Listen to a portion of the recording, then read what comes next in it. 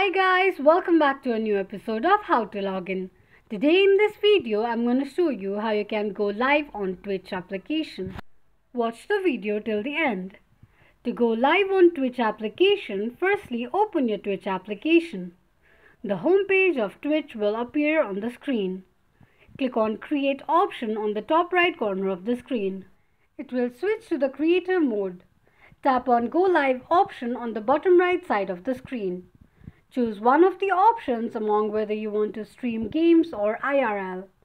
Tap on one of the options and click on Enable Overlays. Allow Twitch to appear on the top of other apps by sliding the slider to the right side. Go back to the application and click on the game you want to stream and then tap on Continue. Click on Next and then on Continue once again.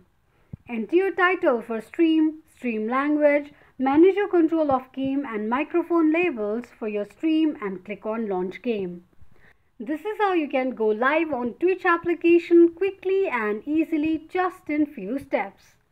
If you have any thoughts or queries, let us know in the comments section. Don't forget to subscribe to our channel.